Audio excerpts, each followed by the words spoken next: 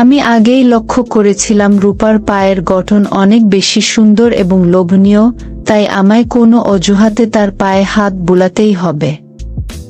তাছাড়া বয়সে বড় কোনো ছেলে পা ধরলে কমবয়সী মেয়েরা খুব আনন্দ পায়, কারণ সেই কাজে মেয়েদের অহং সন্তুষ্ট হয়।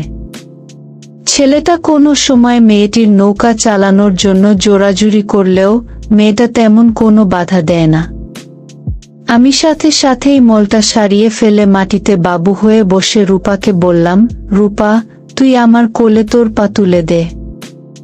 আমি নিজেই তোর পায়ে মল পরিয়ে দিচ্ছি। রূপা আমার কোলে পা তুলতে ইতস্তত করছিল, তাই আমি তার পায়ের গোজ ধরে নিজের কোলের মাঝখানে এমনভাবে তুলে নিলাম যাতে তার পায়ের চাপ আমার অর্ধ উদ্দীপ্ত বেগুনের উপর পড়তে লাগল। এর ফলে পায়জামার ভিতরেই আমার বেগুন শক্ত হয়ে টং টং করে উঠল। পায়ের চেটোয় কাঠের মতো শক্ত কিছু একটা ছোঁয়া বুঝতে পেরে রূপা আমায় বলল, দাদা ভাই, তোমার কোলের মাঝে কি একটা শক্ত জিনিস আছে গো, যেটা আমার পায়ে খোঁচা মারছে। আমি হেসে বললাম, ও মা, তুই ওইটা চিনতে পারলি না? ওইটা তো আমার বেগুন রে। তোর পায়ের ছোঁয়ায় ওইরকম শক্ত হয়ে গেছে।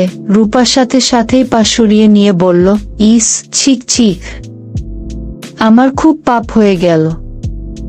আমার মা আমায় বলেছিল ছেলেদের বেগুন মেয়েদের কাছে পুজো করার বস্তু। মেয়েরা শিবলিঙ্গের পূজা করে কামনা করে তারা যেন শিবের মতো বড় বেগুন পায়। আর আমি সেখানেই পা ঠেকিয়ে ফেললাম। ঠাকুর আমায় খুব পাপ দেবে। ওই দিন রূপা ফ্রক পরে কাজে এসেছিল, তাই তার 2 হাঁটুর তলার অংশ উন্মোচিত হয়েই ছিল। রূপার পেলব ও মসৃণ পায়ের গোজ দেখে আমার বেগুনের গোড়া রসালো হয়ে গেল এবং আমি লোলুপ দৃষ্টিতে তার দাবনা দুটির দিকে তাকিয়ে থাকলাম। ফ্রক পরে থাকার ফলে মাটিতে বসে রূপার দাবনা দুটি দেখতে আমার একটু অসুবিধা হচ্ছিল না। আমি পুনরায় তার পা টেনে নিজের কোলের উপর রেখে মল পরিয়ে দিয়ে সুযোগ বুঝে বললাম, রূপা, সেটা অবশ্য তুই ঠিকই বলেছিস। অজান্তেই তোর একটা পাপ হয়ে গেল। তবে পাপ নামানোর একটা রাস্তা আছে। তুই যদি আমার বেগুনটা আগের মতো আবার নরম করে দিতে পারিস, তাহলে তোর সব পাপ মুছে যাবে। রূপা সত্যিই খুব সরল ছিল, তাই সে আমার টোপ খেয়ে গেল এবং মাটিতে আমার সামনাসামনি বসে পায়জামার উপর দিয়েই আমার বেগুন ধরে নাড়িয়ে নরম করার ব্যর্থ চেষ্টা করতে লাগল। রূপা যেটা চাইছিল হল তার উল্টোটা। আমার বেগুন নরম হবার বদলে আরো শক্ত আর লম্বা হয়ে গেল। আমি মুচকি হেসে বললাম, রূপা, আমি আমার বেগুনটা পায়জামা থেকে বের করে দিচ্ছি। তুই তোর হাতের চাপ দিয়ে দেখ, যদি সেটা নরম হয়ে যায়। আমি সাথে সাথেই পায়জামা খুলে ঘন কালো কোকড়ানো বালে ঘেরা আমার 7 ইঞ্চি সিঙ্গাপুরি কলাটা বের করে রূপার হাতে ধরিয়ে দিলাম।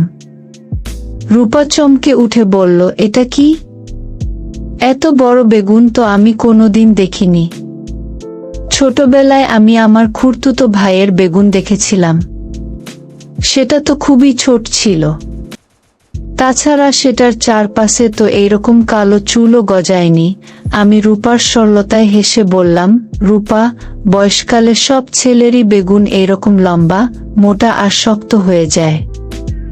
এতদিনে তোর খুড়তুতো ভাইয়ের বেগুনও এইরকমই লম্বা আর মোটা হয়ে গেছে এবং তার চারপাশেও এইরকমই ঘন চুল গজিয়ে গেছে, যেটাকে বাল বলে। তুই তো আমার বেগুনটাকে আগের মতো নরম করতে পারলি না, তাই তোর পাপ কাটানোর আরো একটা উপায় আছে। তোকে আমায় তোর ঠোঁটে চুমু খেতে, তোর মাম দুটো চুষতে আর টিপতে এবং তোর নৌকার ফুটোয় আমার বেগুন ঢোকাতে দিতে হবে। তুই কি সেটায় রাজি আছিস? 18 বছর বয়সী এমন বিকশিত শারীরিক গঠনের কোনো মেয়ে যে মন থেকে এতটাই সরল হতে পারে আমি ভাবতেই পারিনি। রূপা আমার কথা শুনে বলল, হ্যাঁ দাদা ভাই, তুমি আমার ঠোঁটে চুমু খেতেই পারো। তবে তোমার সামনে ফ্রক আর ব্রা খুলে মাম বের করতে আমার ভীষণ লজ্জা করবে। মা আমায় কোনো ছেলেকে মাম দেখাতে বারণ করেছিল, কারণ মাম দেখালে ছেলেরা নাকি দুষ্টুমি করে।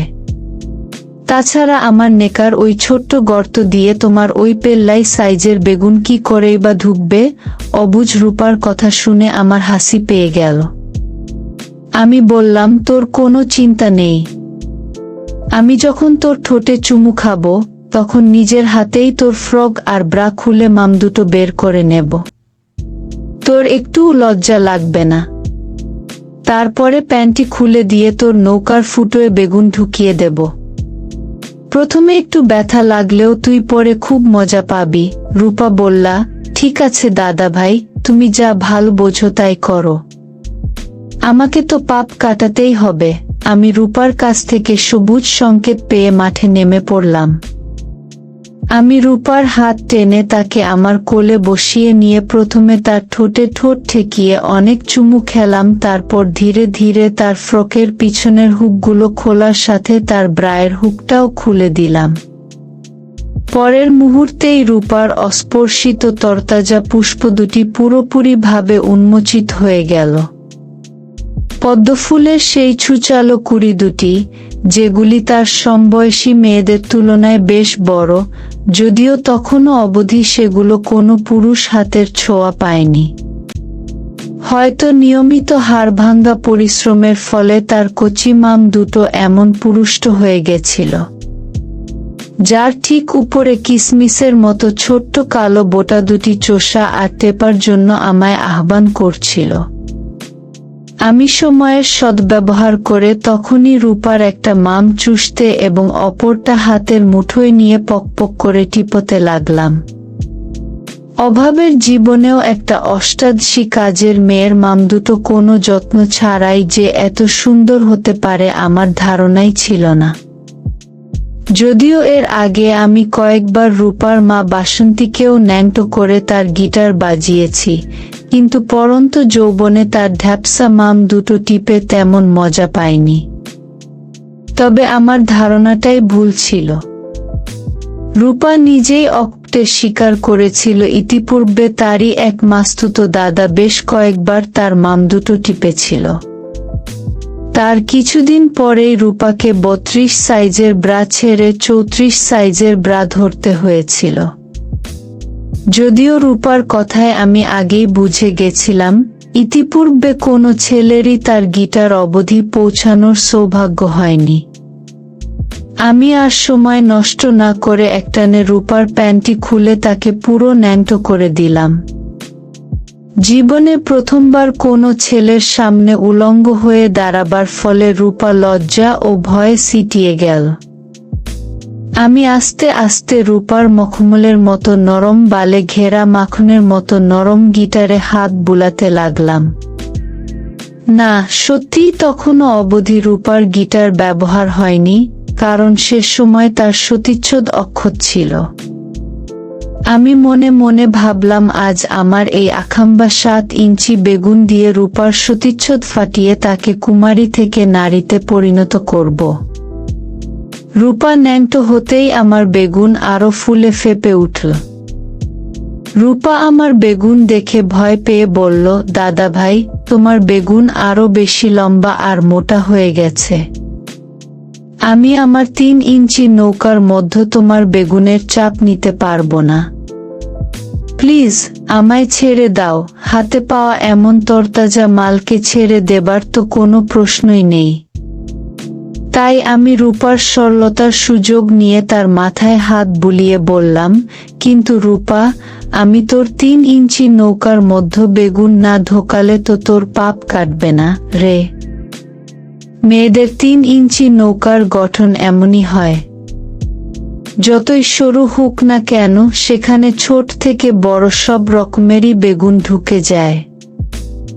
দেখছো না, তোর প্রথমেই যা একটু ব্যথা লাগবে, তারপর পুরো ঢুকে গেলে তুই খুব মজা পাবি আর তোর পাপও কেটে যাবে। অগত্যা রূপাকে রাজি হতেই হলো। আমি রূপাকে বিছানার উপর চিৎ করে শুইয়ে দিলাম আর তার উপর উঠে আমার পা দিয়ে তার পা দুটো ফাঁক করে চেপে ধরলাম। তারপর আমার বেগুনের ডগায় পিচ্ছিলকারক ক্রিম মাখিয়ে নিয়ে তার 3 ইঞ্চি নৌকার ফুটোয় সেট করে বেশ জোরেই চাপ দিলাম। রূপা ব্যথায় আঁতকে উঠল, কারণ তার হাইমেন ফেটে গেছিল।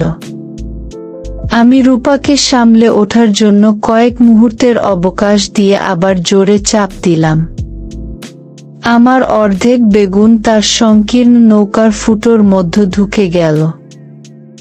রূপা দাঁতে দাঁত চেপে কাতরাতে লাগল, কিন্তু আমার মায়া দয়া সব চলে গেছিল। আমি রূপার মাম দুটো জোরে জোরে টিপতে থেকে পরের চাপে আমার গোটা বেগুনটা ঢুকিয়ে দিলাম। কিছুক্ষণ বাদে রূপা সামলে উঠল। আমি আস্তে আস্তে ঠাপ দিতে আরম্ভ করলাম।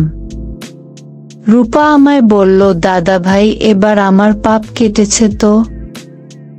ঢোকানোর সময় আমার খুব ব্যথা লেগেছিল, কিন্তু এখন বেশ ভালো লাগছে।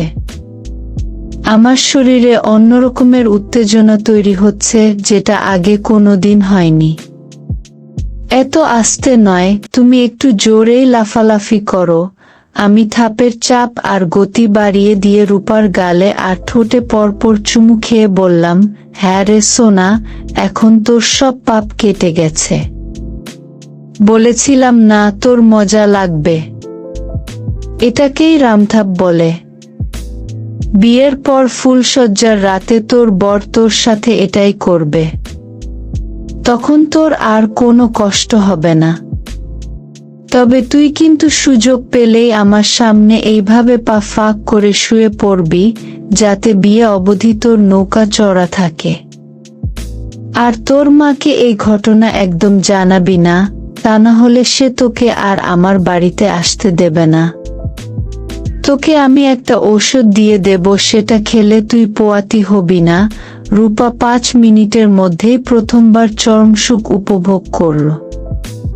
তবে আমি তাকে 3 বার চরম সুখ ভোগ করানোর পরেই বেগুনের পানি স্খলন করেছিলাম এবং তার বুঝে ওঠার আগেই তুলো আর কাপড় দিয়ে হাইমেন ফাটার রক্ত পুছে তার নৌকা পরিষ্কার করে দিয়েছিলাম। তারপর থেকে এখনো অবধি রূপাই আমার ভরসা। করোনার ভয়ে আমি এখনো অবধি আর নতুন কোনো কুমারী মেয়ের সিল ভাঙতে পারিনি।